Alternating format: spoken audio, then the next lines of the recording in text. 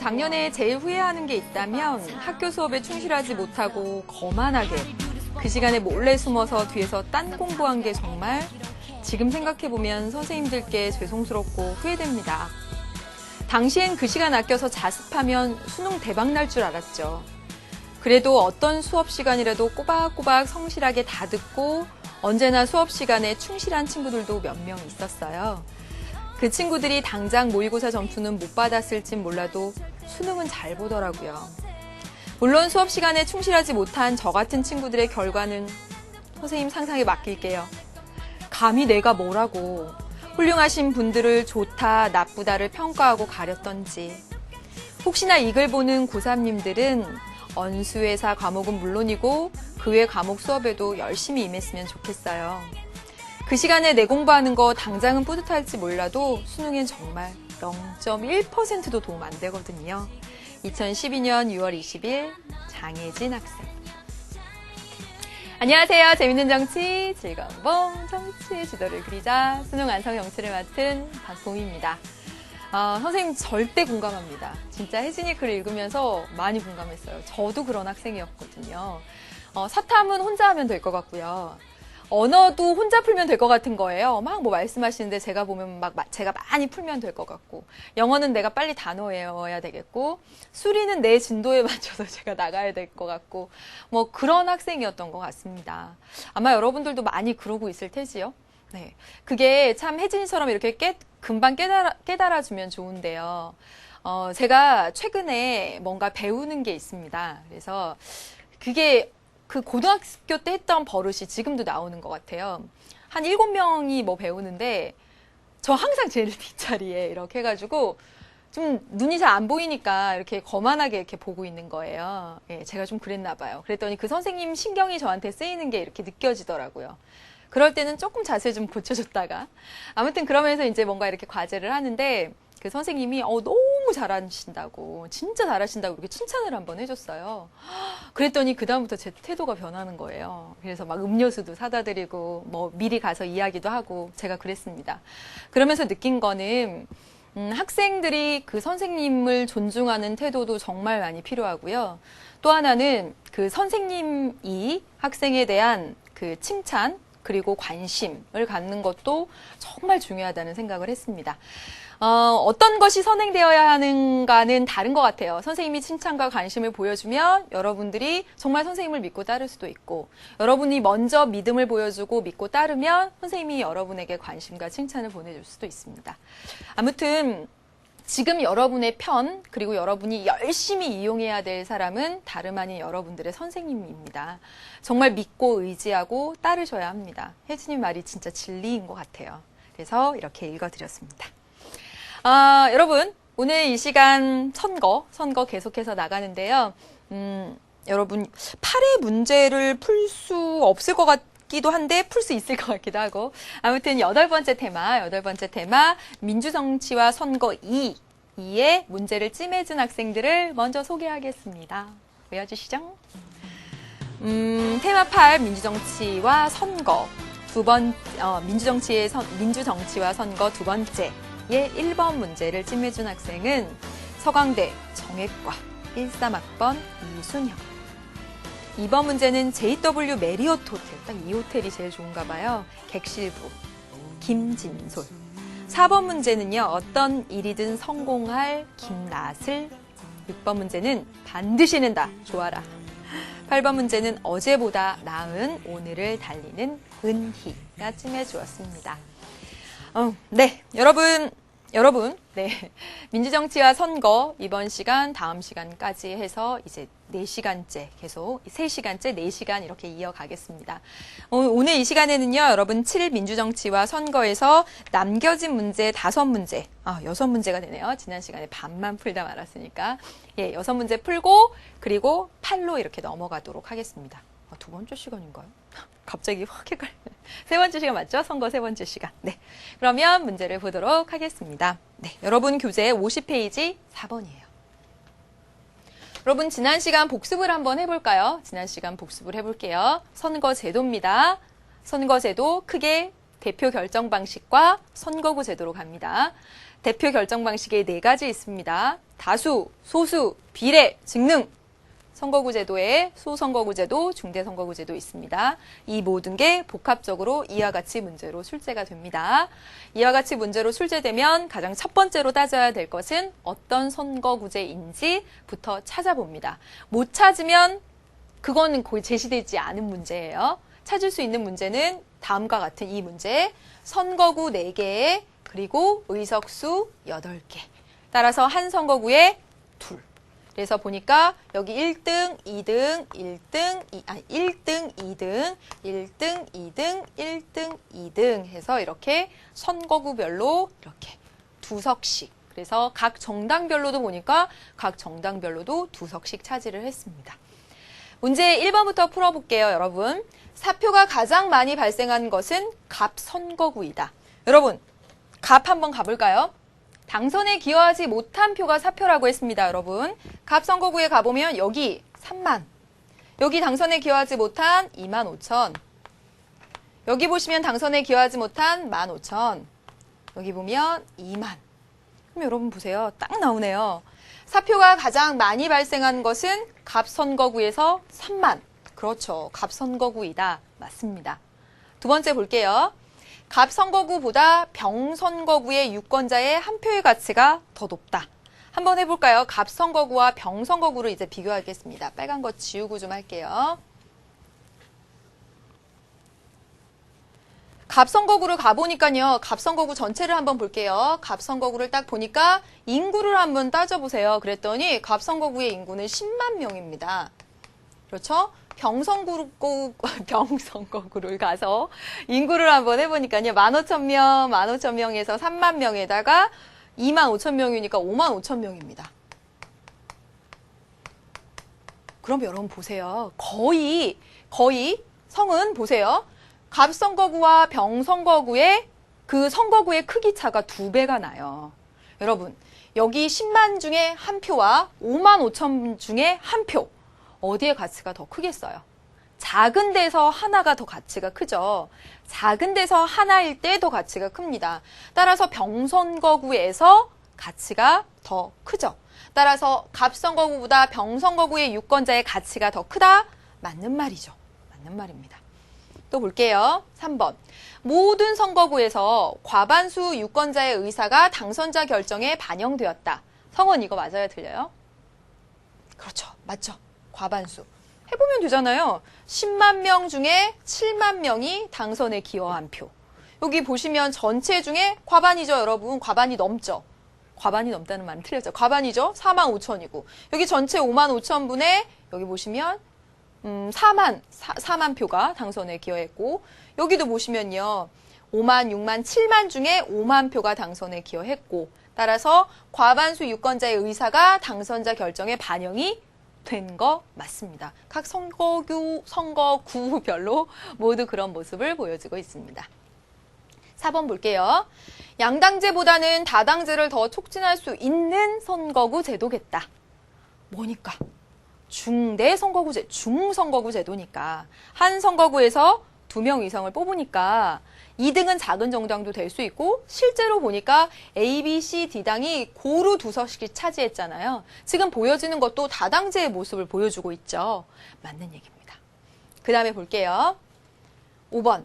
B당 후보 지지자들에 비해서 D당 후보 지지자들의 의사가 과소대표되었다. 한번 해볼까요? 이제 어디로 그어야 되냐면 B당, 여기입니다. B당. 그 다음에 D당. 해보겠습니다. B당 후보 지지자들의 표를 한번 다 더해보세요. 3만, 4만, 5만, 6만, 7만 5천입니다. 여기 7만 5천. 5천. 그 다음에 D당 한번 해볼게요. 1만, 2만, 3만, 4만, 5만, 6만 5천입니다. 맞나요? 예, 6만 5천이죠. 그럼 보세요. 여기 보시면 B당은 7만 5천 표를 주어서 2석을 얻었습니다. 여기는요, D당은요, 6만 5천 표 주니까 2석 얻었습니다. 어때요? 보다 적은 표를 주고 2석을 얻는 이쪽에서 과대대표된 거죠. 둘이 비교하면. 여기 둘이 비교해보세요. 75,000, 65,000. 차이가 분명히 나지만 의석수는 똑같다는 말이죠. 그래서 여기 위가 여기 과대대표가 맞고요. 이쪽은 과소대표된 것이다. 둘이 비교해 봤을 때. 그래서 보면 B당과 D당을 비교해 봤더니 B당 후보 지지자들에 비해서 D당 후보 지지자들의 의사가 과소대표된 것이 아니라 65,000표만 가지고도 B당에 비해서 10,000표나 적어도 똑같이 두 석을 차지했으니 과소대표라고 말하면 안 되는 거죠. 틀린 얘기가 되죠? 그래서 정답은 5번 이렇게 고르시면 되겠습니다. 꼼꼼히 다시 한번 잘 봐보세요. 이제 4번 문제 풀었고요. 이제 5번으로 가도록 하겠습니다. 밑줄 치인 부분에 들어갈 내용으로 가장 적절한 것은 했습니다. 갑국의 지난 의회 의원 총선거에서 A당은 총 유효 투표 1,965만 표 가운데서 220만 표를 얻어서 11%의 득표를 하였대요. 득표율 11% 정도. 하지만 A당이 얻은 총 의석 수는 전체 300석 중에 9석에 불과했대요. 보니까 11% 득표를 하면 의석은 적어도 300석에 11%면 여러분 33석은 돼야 되잖아요. 33석은 돼야 되는데 9석밖에 안 됐다라는 거예요. 지금 여기서 나타난 거 뭐죠? 득표와 의석의 불일치가 나타나고 있습니다. 불일치. 득표율과 의석률의 이 불일치가 아주 문제가 되는 선거구 제도는 회원 뭡니까? 소선거구 제도죠. 이 소선거구 제도에서 1등한 그 가장 큰 1등한 정당에서만 의석을 차지하니까 나머지는 다 사표가 되고 따라서 득표를 11%나 하더라도 1등을 못하는 표는 다 버려지니까 9석밖에 못 차지했다. 이 결과가 나타난 거죠. 그래서 볼게요. 1인 선거구제에서는 최다 득표 후보에게 던진 표 외에는 사표가 되기 때문에 그대로 나오네요. A당은 득표수에 비해서 훨씬 적은 의석수를 얻을 수밖에 없었다. 그 결과 A당은 교섭단체를 구성하지 못하였고 결국 해산되고 말았다. 이는 1인 선거구제 방식에 따라 선거가 실시될 경우 이런 것을 보여준다라는 겁니다.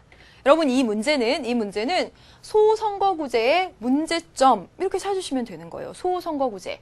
여기 최다 득표한 후보 한 명만 뽑는 최다 득표한 1인의 선거구제. 최다 득표한 한 명만 뽑는 그 선거구 방식. 소선거구제의 문제점을 찾으면 되겠습니다. 1번 해볼게요. 전국 운영의 안정성이 약화된다. 회원 이거 맞아요? 일반적으로 소선거구제는 전국의 안정성이 높다라고 했죠. 그 이유는 큰 정당에 유리하니까. 1등을 하기에는 큰 정당이 좋고 그러면 큰 정당들이 등장하는 양당제 모습을 보여줄 가능성이 크고 따라서 전국의 안정성이 높아질 가능성이 더 높습니다. 그러니까 틀렸죠. 2번 당선자의 지역 대표성이 떨어질까요, 여러분? 지역 대표성이 높다고 했죠. 그 선거구에서 1등한 단 한 사람은 나는 이 지역에서 1등으로 뽑힌 사람이야. 나는 이 지역의 대표야. 지역 대표성이 높아집니다. 따라서 아니죠. 3번 정당 득표율과 정당 의석률의 비례성이 증가한다고요. 무슨 소리예요? 이거 잘 보세요. 의석수와 득표의 비례성이 아주 불일치 정도가 심각합니다. 아니죠. 4번 소수 정당의 의회내 영향력이 약화될 가능성이 커진다. 바로 4번이 맞네요. 네. 1인 선거구제 방식에 따라 선거가 실시될 경우 1등한 단 한 사람만 대표가 되기 때문에 소수 정당은 의회에 진출하기가 어려워질 것이다. 4번이 딱 들어맞죠? 다음 보겠습니다. 5번 당선자 결정에서 평등선거의 이념이 충실히 반영된다. 여러분 평등선거의 이념이 충실히 반영되지 못하죠. 왜요, 여러분? 지금 보시면 득표율과 의석률의 불일치가 굉장히 심합니다. 여기 보시면 특히 여기서 과소대표된 거죠. 과소대표. 득표율은 11%인데 의석률은 그것에 못 따라갔어요. 그래서 여러분 이때 이 정당에 준 표들은 다 버려지는 표가 됐어요. 가치 없는 표가 됐다고요. 사표가 됐습니다. 따라서 이 과소대표된 경우에 표의 가치가 떨어진 거죠. 그리고 어떤 정당은 분명 과대대표됐을 겁니다. 득표율에 비해서 훨씬 많은 의석을 가져갔을 거예요. 따라서 이와 같이 소선거구제 방식에서는 이 평등선거의 원칙, 이것이 많이 이렇게 훼손될 가능성이 사실은 좀 있습니다. 그렇기 때문에 충실히 반영된다라고 하면 안 되죠. 그래서 틀린 얘기입니다. 정답은 여러분 4번 고르시면 되겠습니다. 또 이제 다음 문제 보겠습니다. 6번 문제예요. 여러분 1번 문제, 지난 시간 마지막에 풀었던 1번 문제를 한번 떠올려 보세요. 1번 문제를 떠올려 보면 이 문제 속에 권역별 비례대표제로 개편할 때의 변화를 보여준다 이렇게 얘기를 했는데 권역별 비례대표제가 뭔지 몰라도 풀 수 있다라고 말씀을 드렸죠. 선생님이 예의상 그걸 설명하지 않으면 그래서 이렇게 설명을 드렸었습니다. 그런데 권역별 비례대표제가 뭔지 몰라도 비례대표제의 정의를 알고 표를 분석해내면 풀 수 있었고요. 권역별 비례대표제라는 것은 6번 문제를 보면 그림에 이렇게 나타난다라고 했어요. 그래서 지금은 우리나라 이렇게 전국을 하나의 단위로 해서 54명의 의원을, 비례대표 의원을 정당 득표율에 따라서 나누잖아요. 그런데 권역별로 하면 이렇게 권역을 지역을 4군데 혹은 6군데, 8군데 뭐 상관없어요. 몇 군데로 이렇게 권역을 나눠서 그 각 권역별로 의석을 할당해서 그 권역에서의 득표율에 따라서 배분을 하는 거예요. 그래서 권역별 비례대표제라고 부르는 겁니다. 여러분, 이렇게 그림을 그려줬을 때는 이것과 이것의 차이를 그림을 통해서 알아내라는 그런 의도가 숨어져 있습니다.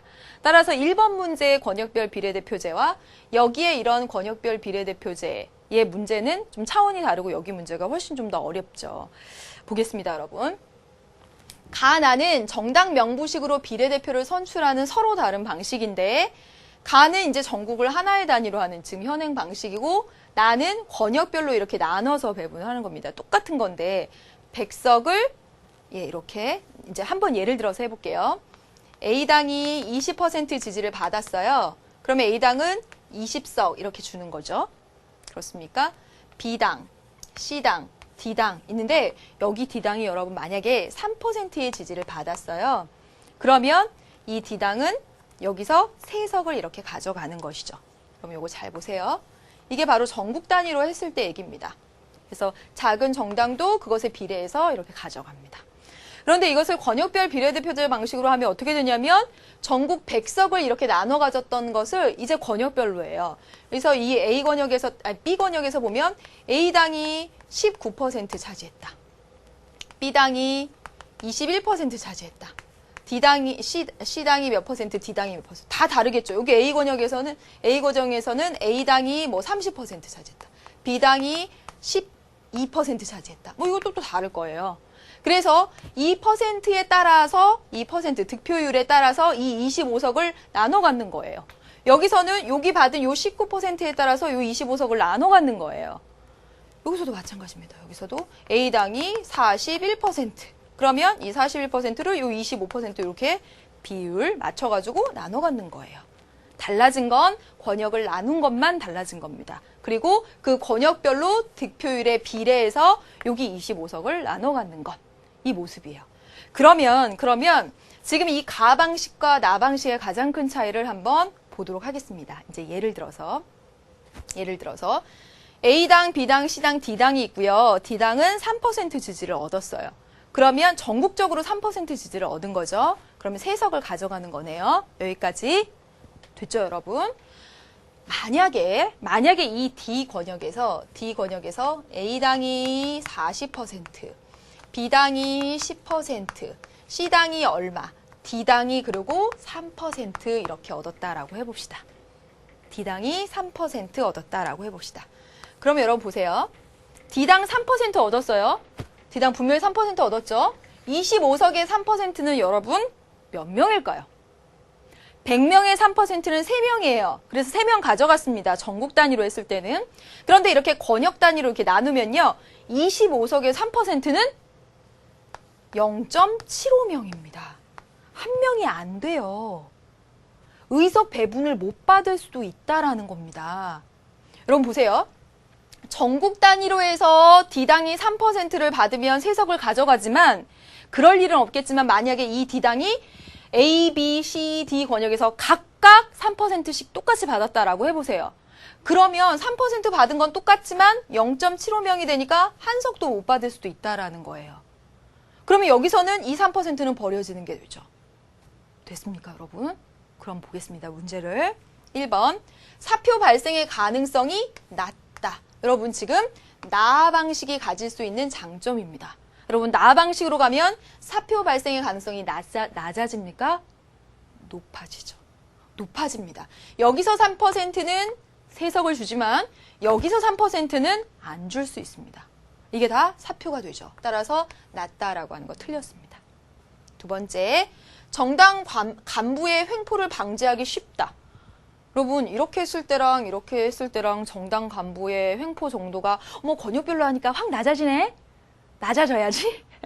그게 제도를 이렇게 변화시킨다고 그런 의식 또는 횡포 이런 것들이 확 낮아지고 그러겠습니까? 이건 사실 방지하기 쉽다. 이건 알 수 없는 일입니다.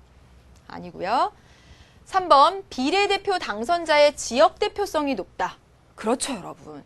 여기서는 전국 단위로 뽑았습니다. 전국 단위로. 그런데 여기서는요, 이 권역별로 정당 명부를 만들어서 나는 D 권역에서 뽑힌 비례대표, 나는 A 권역에서 뽑힌 비례대표. 그러니 지역 대표성이 높아지겠죠. 정답은 3번입니다. 비례대표의 지역 대표성을 높이는 효과가 있습니다. 그러니까 3번이 정답이죠.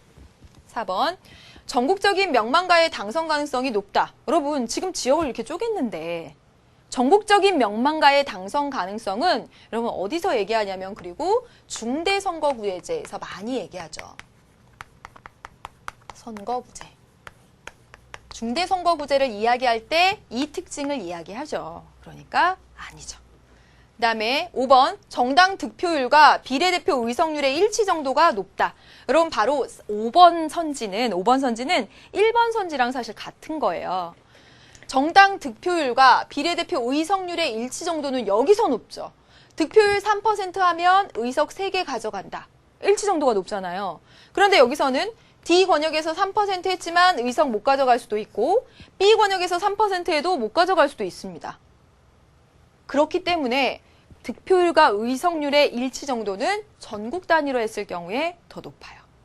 네, 그래서 정답은 3번이 되는데 여러분 이 문제 보면서 권역별 비례대표제를 공부해야 되겠어. 이러실 필요는 절대로 없습니다. 정말 절대로 없어요. 그런 문제는 나서 안 됩니다. 나면 안 돼요. 권역별 비례대표제의 장점, 단점 막 이런 걸 묻는 문제가 나서는 안 됩니다. 물론 여기서 이렇게 유추하고 이렇게 하기 어렵지만 사실 다 주어진 거예요. 이렇게 전국 단위, 전국에서 100석이다.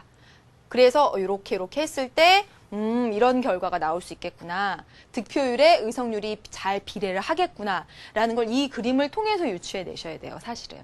네. 어려운 문제였다라는 생각 들고요. 반복해서 좀 봐주시길 바라겠습니다. 6번 문제 풀어봤고요. 이제 넘기겠습니다. 8번 문제입니다. 계속 표 분석 문제 나오고 있죠. 수진이 잘 보세요.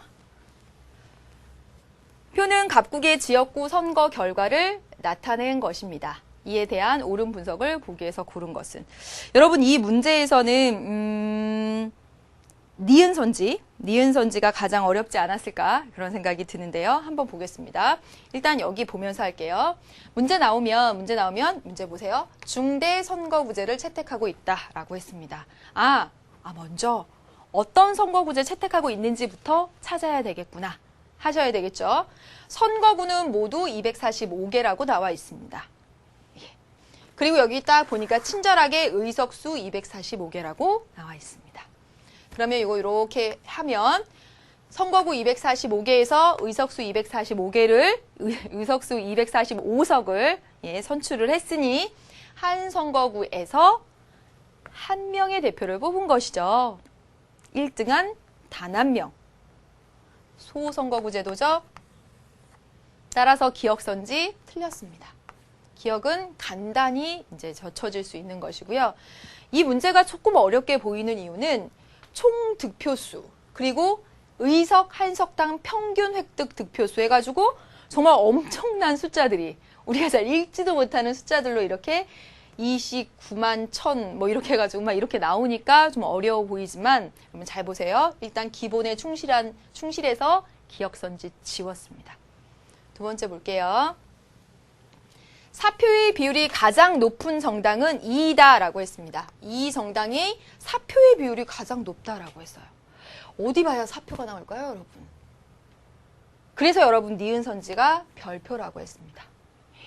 니은 선지 이거 맞거든요. 이거 맞는데 지금부터 설명을 드리겠습니다. 여러분 잘 보세요. 사표의 비율을 보려면 여러분 이거 보셔야 됩니다. 의석 한 석당 평균 획득 득표수 이걸 보셔야 됩니다.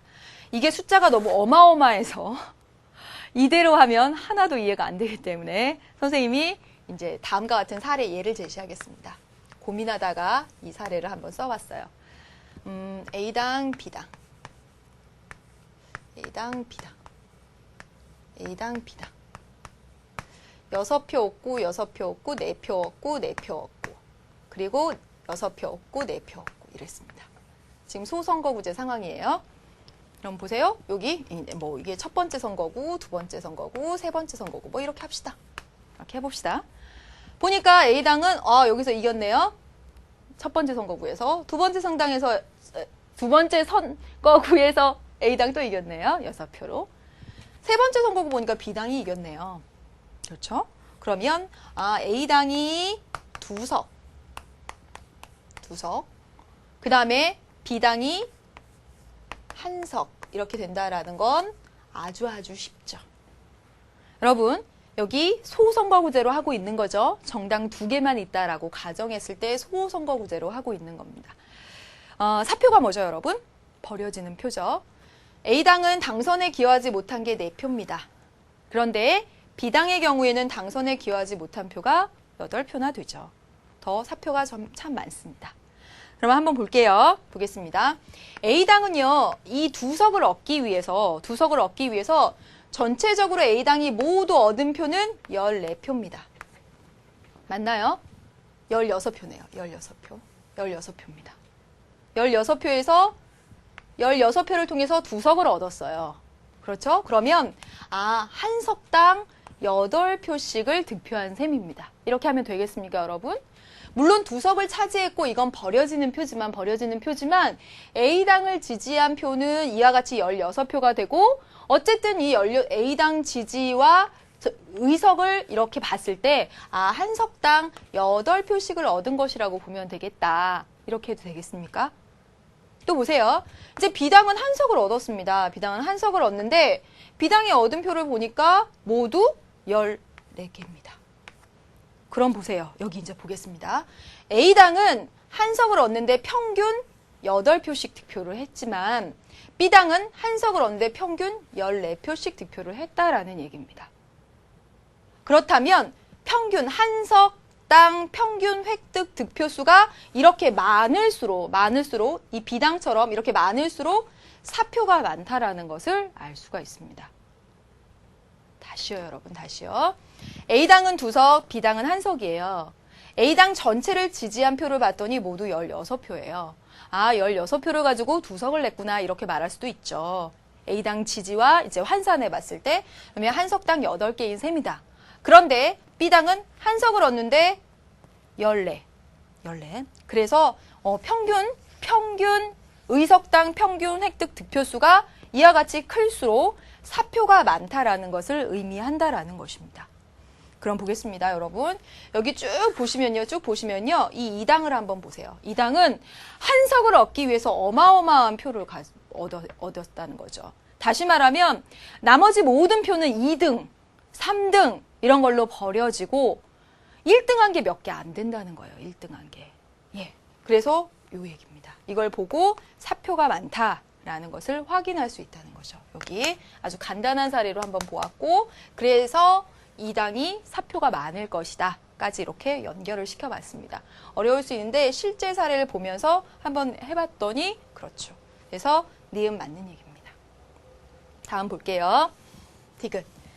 A당은 과대대표되고 2당은 과소대표되었다. 여러분 이거 맞는 얘기죠. 여러분 보세요. A당은 평균 득표수 여기 보세요. 여기도 한번 볼까요? 득표율과 의석률을 한번 볼게요. 이걸로 볼게요. 보면 득표율과 의석률 보면 의석률 훨씬 많습니다. 2당은 한번 볼까요? 득표율은 3.4인데 의석률은 0.9밖에 안 됩니다. 득표율과 의석률을 비교해 봤을 때 득표에 비해서 의석을 훨씬 많이 가져가면 국민의 지지에 비해서 대표를 훨씬 많이 가져간 겁니다. 따라서 과대대표. 이 당은 국민이 요만큼 지지해줬는데 의석은 요거밖에 차지를 못한 거예요. 과소대표. 그래서 디귿 맞는 얘기입니다. 리을 보겠습니다. 지역구 선거제도에 가장 불만이 많은 정당은 B당일 것이다. 여러분 B당 한번 볼까요? B당 28% 득표했고요. 26.9% 의석 가져갔습니다. 그래서 득표율과 의석률을 보면 득표율이 조금 많긴 하지만 여러분 지금 여기 전체적으로 봤을 때 가장 불만이 많은 정당은 아마 2당일 거예요. 2당. 왜냐하면 득표율과 의석률의 격차가 2.5%나 나고 정말 득표는 요만큼 했는데 의석은 요만큼밖에 못 가져가고 또 보시면 한 석당 평균 획득 득표수가 이렇게 많아요.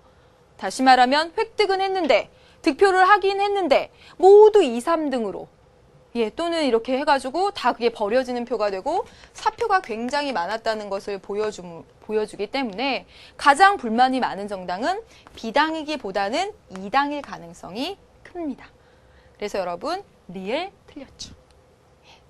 네. 그래서 정답 니은 디귿해서 3번 이렇게 고르시면 되겠습니다. 그럼 9번 문제 한번 보겠습니다. 수진이 어렵나요? 괜찮나요? 수진? 선거 문제에 막 집중하느라고 막 이름 부르고 잘 못 물어보는 것 같아요. 이 9번 문제는 기출문제입니다. 그래서 찜한 학생이 없고요. 보겠습니다. 현행 선거제도와 AB형의 선거제도의 일반적인 특징에 대한 추론으로 옳은 것은 했습니다. 2011년 수능 제시문이었습니다. 어떤 나라의 의회 의원 정수는 7명으로 의회 의원 정수가 7명이고요. 7개의 선거구에서 상대 다수 대표제로 선출합니다. 이게 바로 현행이에요. 상대적으로 한 표만 더 많이 얻어도 대표가 되는 거죠. 그러나 다음 선거에서부터는 현재의 선거구는 유지하되 당선자 결정 방식을 변경하기로 하고 A형과 B형 두 가지 개선안을 논의를 하고 있습니다.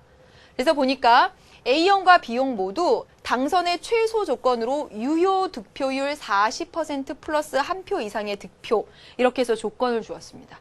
예전에 한 표라도 더 많으면 뭐 20몇 %를 득표를 해도 1등 하기만 하면 당선자가 됐던 거였는데 이제는 적어도 유효 득표율의 40%보다 한 표 더 많아야지만 당선자가 된다라는 제한을 뒀어요. 그래놓고 A형과 B형에 또 구체적인 차이가 있습니다. A형은 보니까 1차 투표에서 이 조건을 충족시킨 후보가 다시 말하면 40% 한 표를 얻은 후보가 한 명일 때는 그 사람 당선자로 당연히 이 조건을 충족했으니까 그런데 만약에 2명이면 다시 말하면 어떤 사람 43% 어떤 사람 41% 이렇게 2명인 거예요. 이렇게 2명일 경우에는 다 득표자를 당선자로 확정한다라는 것입니다. 즉 43%짜리를. 그런데 1차 투표에서 당선자가 결정되지 않을 경우에 1, 2위 후보 간의 결선 투표를 통해서 당선자를 확정하겠다라고 했습니다. 여러분, 이 조건을 두고요. A형은 40% 넘는 사람이 한 명이면 그 사람이, 2명이면 더 많은 표를 얻은 사람이, 그리고 이게 당선자가 결정되지 않으면 1, 2위 후보를 가지고 결선 투표를 한다라는 겁니다. 어떤 사람 38%, 어떤 사람 36% 이러면 40% 플러스 1을 얻은 사람 없으니까 이 1등, 2등 데리고 결선 투표를 한대요. 결선 투표까지 해서 최소한 이 조건을 충족시키는 사람을 대표로 하겠다라는 이 A형의 제도를 보니까 기존에 한 표라도 더 얻으면 당선자를 하겠다라는 기존의 제도보다는 대표성이 훨씬 강화됩니다. 또 보세요. 이제 B형입니다. B형이 조금 복잡해요. 보니까 1차 투표에서 2위 득표율과 전체 유효 득표율 50% 차이의 절대값이 1위 득표율과 전체 유효 득표율 50% 간 차이의 절대값을 2배한 값보다 커야 1위 후보자를 당선자로 결정하겠다라고 했습니다. 이게 무슨 말이냐? B형. 그럼 사실 이 문제도 수능 기출 플러스에서 자세히 풀어드렸습니다. 그러나 이제 여기 나왔으니까 또 얘기를 해보면요. 요거 보라고 그거 찾아봐 이렇게 하기는 좀 그러니까요. 여기를 다시 한번 보겠습니다. B형은 1차 투표에서 2위 득표율과 전체 유효 득표율 50% 차이의 절대값이면 2위의 득표율과 50%의 요 차이의 절대값, 여기 절대값. 그리고 1위와 50% 이 차이의 절대값을 해서 여기에 2를 곱해서 2배 한 것보다 얘가 커야 된다. 그래야지만 당선자가 된다라는 말입니다. 이게 무슨 말이냐면 한번 해볼게요. 선생님이 사례를 하나 가져왔습니다. 네. 만약에 A형으로 하면요. A형으로 하는 경우에는 2위가 33%고 1위가 41%. 41%면 A형으로 하는 경우에는 40% 이상의 당선자가 한 명이면 반드시 그 사람이 당선자로 된다. 이렇게 결정을 해버리는 거예요. 그런데 B형의 경우는 어떻게 한대요? B형의 경우는 33에서 50을 빼서 네. 이렇게 해서 절대값을 하면 여러분 얼마죠? 17입니다. 그리고 여기 해볼게요. 41에서 50을 빼볼까요? 41에서 50을 뺍니다. 그러면 얼마죠? 9입니다. 9에다 곱하기를 2를 하래요. 2를 하래죠? 2배. 그러면 여기 18입니다. 그럼 보세요. 이게 더 큰 게 아니라 요게 더 크죠? 이게 이렇게 더 커야지만 얘가 당선자가 된다. 1위가 당선자가 된다라고 했는데 지금 보여지는 것은 이렇게, 요게 더 커요. 그러면 이때는 당선자가 안 되는 겁니다. 이 41%, 40% 플러스 1을 해도 당선자로 결정이 되지 않는 거죠. 주어진 대로 이렇게 써 넣으면 돼요. 여러분 기출문제 한번 찾아보십시오. 그래서 여러분 지금 보시면 이 두 가지 조건을 모두 충족시키지 못할 경우 1, 2위 후보 간에 또 여러분 여기 보세요. 결선 투표를 한다. 여기 결선 투표. 단 1차 투표에서 한 후보가 유효 투표율 50% 플러스 1표 이상 득표하면 그를 당선자로 확정한다. 여러분 이 문제에서 선생님이 이 내용 설명해 드렸지만 사실 이건 모르셔도 됩니다. 이 문제에서의 핵심은 지금 현재 상대 다수대표제, 다시 말하면 한 표라도 더 얻으면 무조건 당선자가 되는 방식이었는데 A형이건 B형이건 간에 최소한 40% 플러스 1표를 득표해야 되고 그런 사람이 A형, B형의 조건에 어쨌든 충족시키는 사람이 안 나타나면 결선 투표하겠다라는 겁니다. 결선 투표하면 대표성을 높이는 효과, 다시 말하면 절대다수 대표제로 가겠다. 그 얘기입니다. 그러면 문제를 한번 풀어보도록 할게요. A형 현행 선거제도 그리고 A형 B형 선거제도를 한번 비교해 보라라는 얘기입니다. 해볼게요. 1번 현행 선거제도에서 사표 발생의 가능성이 낮겠다. 여러분 현행은 사표 발생의 가능성이 굉장히 높죠. 한 표라도 더 얻으면 당선자가 되고 나머지는 다 사표가 되는 거잖아요. 그러니까 현행에서 사표 발생의 가능성이 낮다라고 하는 건 틀렸습니다. 두 번째, A, B형 모두 현행 선거제도보다 선거관리 비용을 감소시킬까요, 여러분? A, B형은 당선자가 그 조건에 충족해서 결정되지 않으면 결선 투표까지 가야 됩니다. 또 해야 돼요. 선거 비용이 높아지겠죠. 그렇죠? 3번, A, B형 모두 현행 선거제도보다 정당 간 연합 가능성이 높을 것이다. 여러분 이 선지 많이 나왔죠. 결선 투표를 하면요, 여러분. 1차 투표에서 A, B, C 3명의 후보가 나왔는데 여기서 어떤 조건을 과반수, 예를 들면 과반수를 충족하는 사람이 없는 거예요. 그러면 2차 투표에서 A, B 이렇게 2명으로 이제 좁혀지죠. 1, 2위 간에. 그러면 이 C당이 A당과 손을 잡을지도 모르고 또는 B당과 손을 잡을지도 모릅니다. 이렇게 결선 투표를 하는 경우에 정당 간의 연합 현상이 나타나게 되죠. 이건 특징입니다. 3번 맞아요. 3번이 정답입니다. 4번 A, B형 모두 정당별 전체 득표율과 의석 점유율 간 격차가 거의 없을 것이다. 여러분 비례대표제가 득표율과 의석률 간의 그런 격차를 줄이려는 그런 목적을 가지고 있지만 비례대표제도 이걸 정확하게 맞출 수는 없습니다. 여기 절대다수 대표제로 A, B형으로 바꾼다고 해서 득표율과 의석률 간의 격차가 거의 없게 그런 국민의 의사를 그렇게 정확하게 반영하는 그런 제도가 참 없죠. 그러니까 이거 틀린 얘기입니다. 5번 현행 선거제도가 A형이 B형보다 당선자의 대표성을 강화시킬 것이다. 여러분 이거 잘 읽어보면 현행이 A형이나 B형보다 당선자의 대표성이 크다라는 것인데 여러분 현행은 대표성이 이 A형이나 B형에 비해서 약하다는 거죠.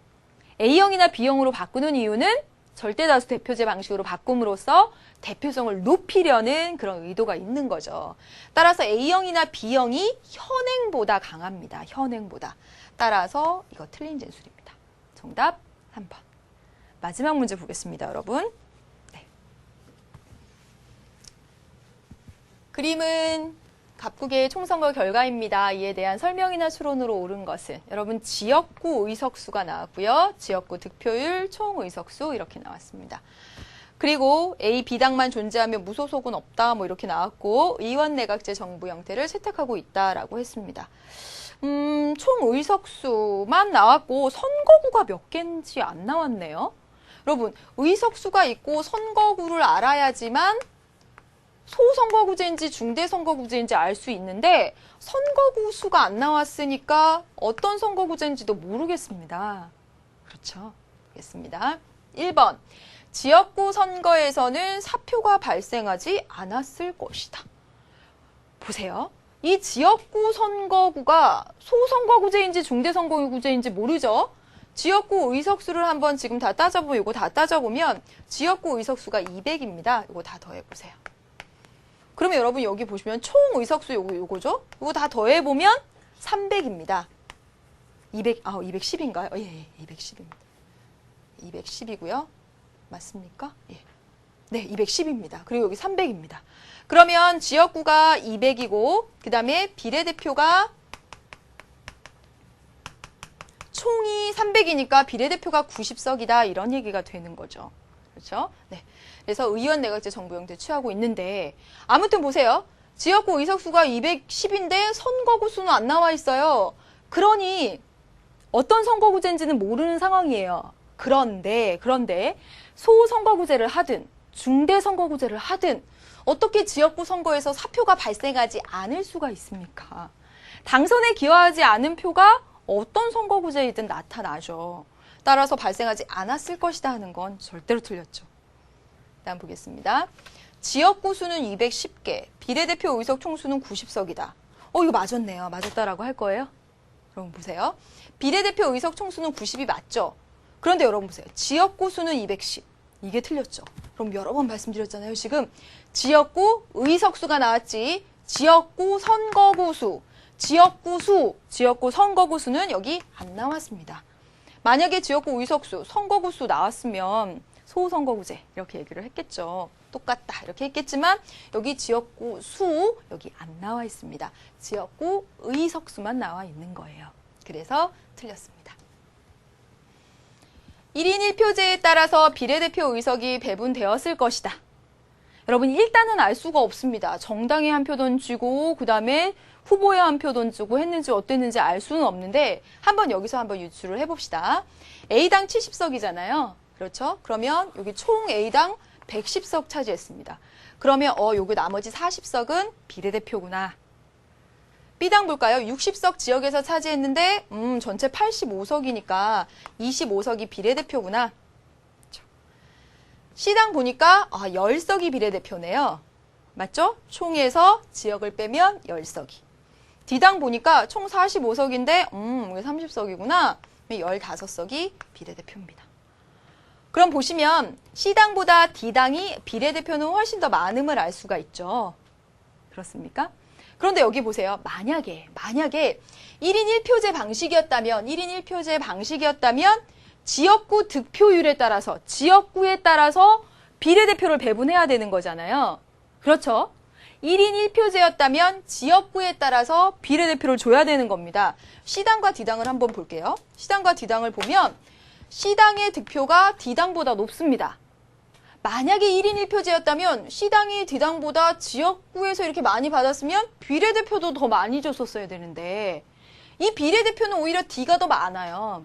그 얘기는 별도로 다시 정당 투표를 했을 것이다. 1인 2표제를 했을 가능성이 더 높습니다.